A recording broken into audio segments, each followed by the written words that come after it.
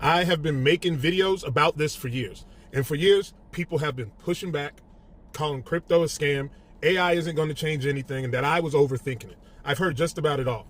Here is what I want you to understand. I was never arguing opinion. I was reading to you a roadmap. In 2015, Klaus Schwab wrote a book called The Fourth Industrial Revolution. He documented 23 shifts that would reshape the world. Not predictions, based on hope, documented tipping points with data, expert consensus behind them.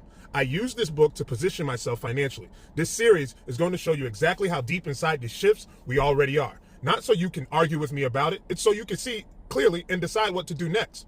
This is episode 1. The internet is everywhere. Your phone, your TV, your car, your watch. This is not an accident. This is a shift. Schwab called it ubiquitous computing. Ubiquitous means everywhere at once. He was saying that computing power was no longer going to be locked inside a desktop. It was going to follow you. It was going to be in everything that you own.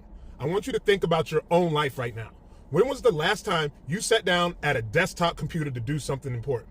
Most of you are watching this on a phone or a tablet. Most of you check your bank account on your phone. Most of you stream music, navigate traffic, and shop without ever touching a laptop. You are already living inside this shift. You just didn't have a name for it. Then Schwab listed the very next shift, the supercomputer in your pocket. These are the same shift. One describes the environment, the other describes the device that made it possible. Computing became everywhere because the phone in your hand became powerful enough to make that real. Here is exactly how powerful this was. In 1985, the Cray 2 was the fastest computer on Earth. It filled an entire room. The iPhone 4, released in 2010, matched the Cray 2. And the Apple Watch had twice the power just 5 years after that. The watch on your wrist right now has more computing power than what governments were operating with 40 years ago. The phone in your pocket is not a communication device. It is a supercomputer. You are just using it to scroll. Here is what the book said in 2015. Only 43% of the world was connected to the internet. 1.2 billion smartphones were sold in 2014 alone. Mobile phones were outselling computers 6-1. 79% of the experts surveyed expected 90% of the world to have regular internet access by 2025. 81% expected 90% of the world to be using smartphones. It is 2026. Global internet access has crossed 66%.